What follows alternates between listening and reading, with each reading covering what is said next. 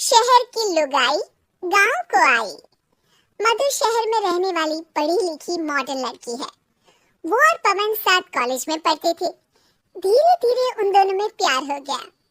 पर पवन गांव में रहने वाला एक साधारण सा लड़का है। मधु के पिता हमेशा उसे ये बात कहकर ताना देते हैं, तुम वहाँ गांव में कैसे एडजस्ट करोगी?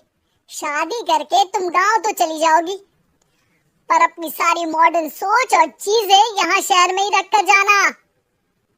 ये सुनकर मधु को बहुत गुस्सा आता है। तो क्या हुआ अगर वो लोग गांव के हैं? मैं वहां जाकर उस घर को बिल्कुल शहर की तरह बना दूंगी। शाम होते ही मधु पवन को वीडियो कॉल करती है। अच्छा हुआ तुमने वीडियो कॉल कर लिया। हाँ, मैं तुम्हें आज अपनी माँ से मिलाता हूँ। अरे बेटा, क्या कर रहा है? ये कहाँ है? दूर करना इस टुनटुने को। जाने कौन दिख रहा है इसमें तो? अरे माँ, आपकी बहू का वीडियो कॉल है। आप इसमें अपनी बहू से आमने सामने बात कर सकती हैं। नमस्ते माँ जी, कैसी हैं आप? अरे जाका, ये बहू ने अपने कानों में क्या लगाया है? जो कैसे झुमके हैं? झुमके नहीं माँ जी, इन्हें ईयरफोन्स कहते हैं। इससे सामने वाले की आवाज और अच्छे से आती है। मैं आपको भी ला कर दूंगी। अरे नहीं नहीं, हमें नहीं ना चाहिए। हमारा कान बिल्कुल ठीक है। हाँ। माँ जी की ये बातें सुनकर मधु को अपने पिता की बातें याद आ जाती है और वो उसी वक्त ये ठान लेती है कि वो अपने ससुराल को एकदम मॉडर्न ससुराल बनाकर रहेगी। कुछ दिन बीत जाते हैं। पवन और मधु की शादी हो चुकी है। आज मधु का अपने ससुराल में पहला दिन है। माँ जी, मैं आपके लिए एक तोहफा लाई हूँ। अरे इतना बड़ा तोहफा! अरे कहाँ लाई है रे इस बड़े से बक्से में? मधु बॉक्स खोलती है। ये क्या है? ये वैक्यूम क्लीनर है। मैंने आपको झाड़ू लगाते हुए देखा तो सोचा अब आपका काम आसान हो जाएगा। अरे वाह बहुआ, तूने मुझे झाड़ू लगाते हुए देखा तो तू मेरा हाथ से झाड़ू लेकर खुद भी तो लगा सकती थी ना। पर नहीं, तूने तुझे मशीन लाकर मेरे हाथ में दे दी कि ये काम हमेशा मैं ही करूं। ये आजकल की शहरी छोरियां बिल्कुल नहीं बदलेगी। मधु को मन ही मन गुस्सा आता है, पर फिर भी अपना गुस्सा भूलकर मधु माँ जी को वैक्यूम क्लीनर इस्तेमाल करना सिखाती है। अगले दिन मधु सुबह उठती है तो ये आंगन में से कैसी आवाजें आ रही हैं? मधु दौड़ती दौड़ती आंगन में जाती है और देखते ही चौंक जाती है। अरे माँ जी, ये आप क्या कर रही हैं? अरे वो कहाँ है ना? सुबह मैं जब कुएं से पानी निकाल रही थी तो मेरे कान की बाली उसमें गिर गई थी। तो ये तेरा वैक्यूम ना सारी चीजें अपनी तरफ खींच लेता है ना, तो मेरी बाली भी तो निकाल ही देगा। उसी की कोशिश कर रही हूँ, पर न जाने क्यों अब ये चालू ही नहीं हो रही तेरी मशीन। अब वो चालू होगी भी नहीं। पर अब कुएं में से पानी निकाल क्यों रही थी? अरे कमाल करती हो ना बहू। पीने के लिए पानी क्या तेरे मायके से लाऊं मैं? अरे कुएं से ही तो निकालना पड़ता है। हाँ, पीने के लिए पानी और वो भी कुएं से।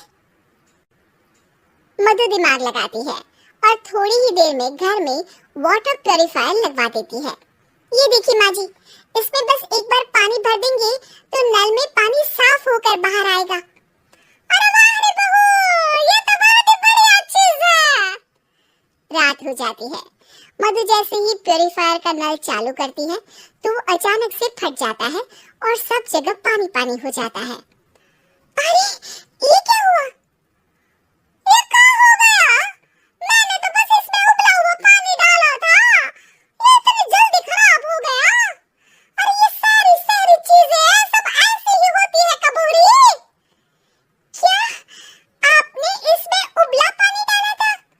हाँ तो फिर पानी तो तभी साफ होगा ना जब उसे उबालेंगे। ये मशीन का कोई जिन है जो हमने जो बोला वो कर देगी है? मधु को बहुत गुस्सा आता है। इस तरह तुम मेरा अपने ससुराल को मॉडर्न बनाने का सपना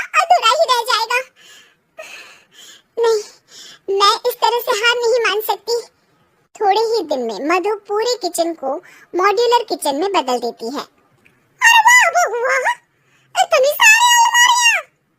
माँ जी मॉड्यूलर किचन देखकर बहुत उत्सुक हो जाती है।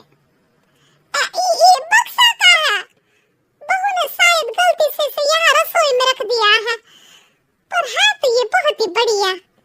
अगले दिन सुबह,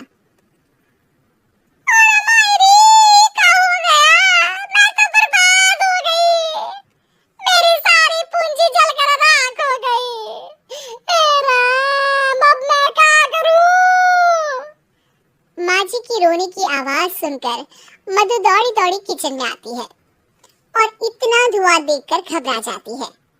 ये सब कैसे हुआ माँ जी? ये आग कैसे लगी? ये सब तेरा इस मॉड्यूलर किचन की वजह से हुआ है, और ऊपर से तूने तिजोरी जो रसोई में रख दी थी, मैंने जैसे ही अपने गहने और पैसे इसमें रखे और बाहर से इस ताले को घुमाया, ये तो 5 मिनट में ही आग बबूला होकर पट गया। अरे माँ जी, ये तिजोरी नहीं है, ये तो माइक्रोवेव है। इसमें गहने नहीं रखते, खाना गर्म करने के लिए होता है ये। और ये जो आपने घुमाया ना, ये ताला नहीं है, आपने इसके टेम्परेचर को फुल कर दिया, इसलिए फट गया। माँ जी और जोर जोर से रोने लगती है।